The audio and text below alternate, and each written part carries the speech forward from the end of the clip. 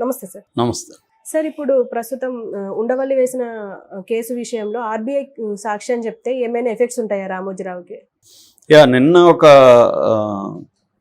Shocking పరిణామం అని చెప్పాలి రామోజీరావుకి.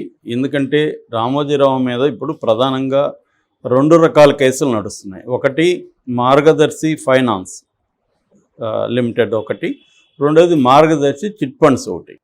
మనం చూస్తూ ఉండేది జగన్ మార్గదర్శిని వేధిస్తున్నాడు, రామోజీని వేధిస్తున్నాడు, సిఐడి అనేక సార్లు రామోజీకి నోటీసులు ఇవ్వడం, ఇవన్నీ కూడా మార్గదర్శి చిట్ ఫండ్స్. దీనికి ఉండవల్లికి సంబంధం లేదు, ఉండవల్లి అరుణ్ కుమార్ గారికి దీనికి సంబంధం లేదు. అయితే మార్గదర్శి ఫైనాన్స్ ఏదైతే ఉందో దానికి సంబంధించి ఉండవల్లి 2006 నుంచి ఫైట్ చేస్తున్నాడు. అప్పట్లో రాజశేఖర్ రెడ్డి ఆ 2 పత్రికలని ఆంధ్రజ్యోతి ఈనాడును టార్గెట్ చేసేవాడు, అసెంబ్లీలు కానీ బయట కానీ. అందుకని రామోజీ దూకుడిని అరికట్టాలంటే రామోజీకి ఉండే ఎకనామిక్ బ్యాక్గ్రౌండ్ని దెబ్బతీయాలి. మామూలుగా రాజశేఖర్ రెడ్డి కానీ లేకపోతే జగన్ కానీ వీళ్ళందరికీ ఏంటంటే ఫ్యాక్షనిస్ట్ బ్యాక్గ్రౌండ్ ఉంది వీళ్ళకి.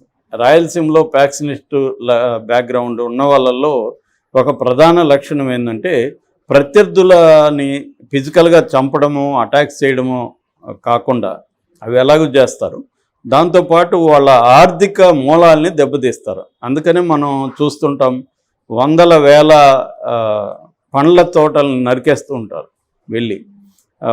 అట్లాగే వాళ్ళకి గనులు కానీ ఏమన్నా ఉంటే వాటిని ధ్వంసం చేయడం, వాటిని లైసెన్సులు రద్దు చేయించడం అధికారంలో ఉంటాయి. ఇవన్నీ రాజశేఖర రెడ్డి చేశాడు, జగన్ చేశాడు, ఇది చంద్రబాబు కూడా చేశాడు. ఇది ఫ్యాక్షన్ లక్షణం అన్నమాట, ప్రత్యర్థుల ఆర్థిక మూలాల్ని దెబ్బ కొట్టడం. ఈవెన్ సోనియా గాంధీ కూడా అదే కదా చేసింది. జగన్ ఎందుకు దెబ్బ కొట్టింది? జగన్ మీద ఏం కేసు? అతను ఆర్థిక మూలాలని దెబ్బ కొడితే ఇతను సైలెంట్ అయిపోతాడు అని అక్రమ ఆస్తుల కేసు పెట్టించింది. సో ఇది ప్రతి ఒక్కరూ ఇప్పుడు మోడీ దీన్ని బ్రహ్మాండంగా అమలు చేస్తున్నాడు దేశవ్యాప్తంగా, ఇదే స్ట్రాటజీని. అంటే ప్రత్యర్థి పార్టీల ఆర్థిక మూలాలని దెబ్బ కొట్టడం. ఆ స్ట్రాటజీలో భాగంగానే వైఎస్ రాజశేఖర రెడ్డి కూడా ఈ మార్గదర్శి ఫైనాన్స్ మీద ఉండవల్లి చేత కేసు వేయించాడు. దాని తర్వాత 2008లో ఒక జివో 801 ఏదో సంథింగ్ జివో రిలీజ్ చేసి ఒక స్పెషల్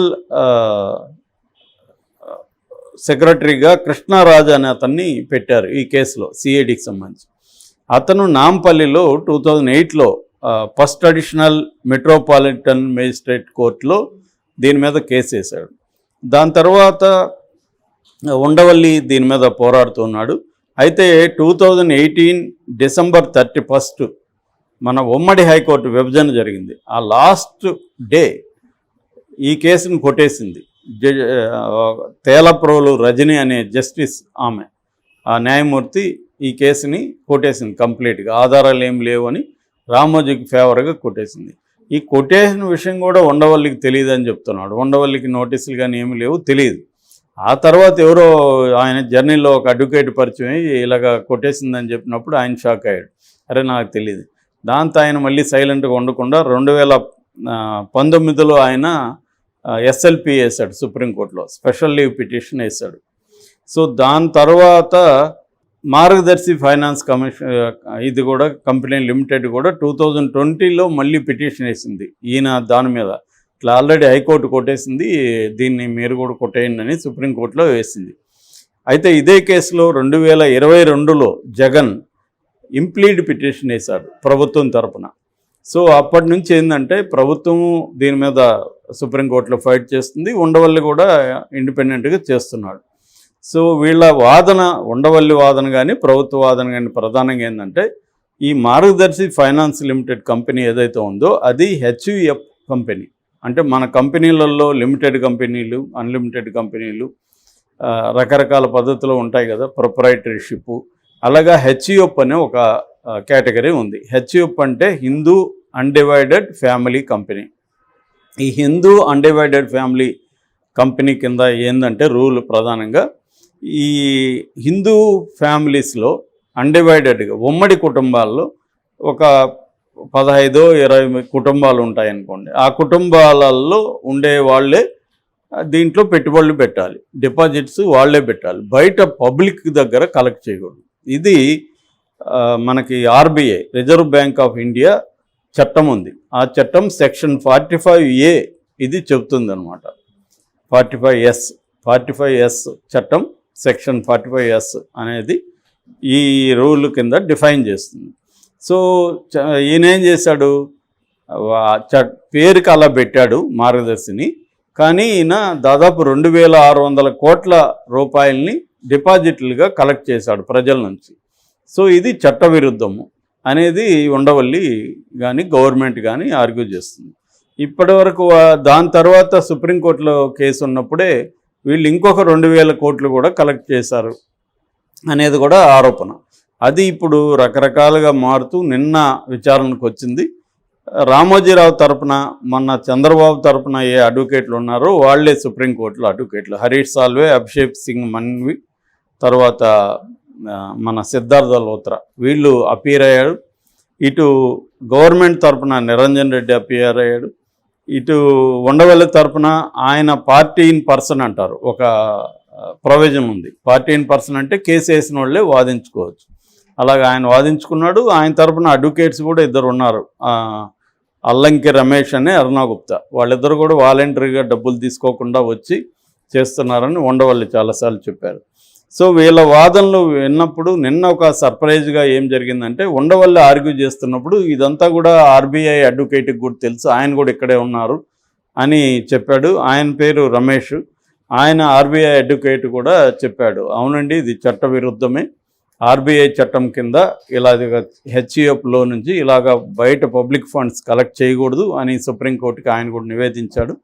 దాంతో సుప్రీంకోర్టు కన్విన్స్ అయ్యి సుప్రీంకోర్టు ఏం చెప్పిందంటే, దీని మీద మీరు రిటర్న్గా నోటు పెట్టండి RBI తరపున అని అడిగింది. అట్లాగే ఉండవల్లిని కూడా రిటర్న్గా పెట్టండి అనింది. అయితే అభిషేక్ సింగ్ మన్వి ఆయన ఏం చెప్పారంటే, లేదు కలెక్ట్ చేసిన డబ్బులంతా మళ్ళీ వెనక్కి ఇచ్చేసామని చెప్పారు. సో దానికి ఉండవల్లి ఆర్గ్యుమెంట్ ఏంటంటే, కలెక్ట్ చేసిన డబ్బులు వీళ్ళు పెట్టుకున్నారా వెనక్కి ఇచ్చేసినారా అనేది ఇక్కడ చర్చ కాదు. కలెక్ట్ చేయొచ్చా చేయకూడదు అనేది చర్చ. కలెక్ట్ చేయడం రాంగ్ అన్నప్పుడు కలెక్ట్ చేశాను, నేను ఇచ్చేసాను సార్, మళ్ళీ వెనక్కి ఇచ్చేసాను అంటే కుదరదు ఇది అనేది ఆయన చెప్పాడు.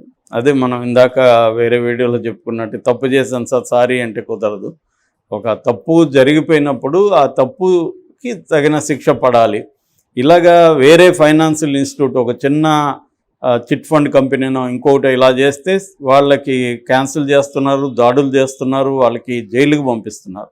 మొన్న కూడా రాజమండ్రిలో కూడా అలాగ జైలుకి పంపించారు చిట్ ఫండ్ కంపెనీ. దేశవ్యాప్తంగా ఇలాగ అనేక చిట్ ఫండ్ కంపెనీలు, అనేక ఫైనాన్షియల్ కంపెనీలు ఇర్రెగ్యులారిటీస్ ఉన్నప్పుడు వాళ్ళకి శిక్షలు పడుతున్నాయి. రామోజీరావుకి ఎందుకు పడట్లేదు అనేది ఉండవల్లి అడుగుతున్న ప్రశ్న. ఉండవల్లి ఏంటంటే, అతను జనాల్ని ఏమార్చాడా, జనాలకి వ్యతిరేకత ఉందా, అవన్నీ చాలామంది అడుగుతున్నప్పుడు ఆయన అడిగే ప్రశ్న ఇదొకటే, మన దేశంలో చట్టాలు ఉన్నాయి లేదా, ఆ చట్టాలని ఫైనాన్షియల్ కంపెనీలు కానీ ఎనీ కంపెనీ కానీ ఫాలో అవ్వాలా లేదా, ఫాలో అవ్వనప్పుడు దాన్ని ప్రశ్నించాలా లేదా అనేది ఆయన ప్రశ్న. ఫాలో కానీ మరి అందరూ కూడా ఇదే లాజికల్ చెప్తే అందరూ కూడా రామోజీరావు లాగా వదిలేయాలి కదా, అందరినీ వదిలేయట్లేదు, రామోజీరావుని మాత్రం ఎందుకు వదిలేస్తున్నారు అనేది ఉండవల్లి ప్రశ్న. సో ఇప్పుడు ఈ 2600 కోట్లు ఫస్ట్, తర్వాత ఒక 2000 కోట్లు, 4600 కోట్లు ఫైన్ ఈయన వసూలు చేశాడు కాబట్టి ఈయనకి ఫైన్ వేసే అవకాశం ఉంది. ఇప్పుడు ఫర్ ఎగ్జాంపుల్ మనకి జయలలిత అక్రమ ఆస్తుల కేసులో 100 కోట్లు ఫైన్ వేసింది కోర్టు. అట్లా ఈయనకి కూడా 4600 కోట్లు కలెక్ట్ చేయడం రాంగ్ కాబట్టి ఇంకొక 1000 కోట్లు 2000 కోట్లు ఫైన్ రేపు పొద్దున్న సుప్రీంకోర్టు వేస్తే, రామోజీరావుకి మాత్రం అది పెద్ద లేట్ వయసులో, ఆయనకి ఇప్పుడు 86, 87 ఉంది, చాలా పెద్ద షాక్ అని చెప్పాలి.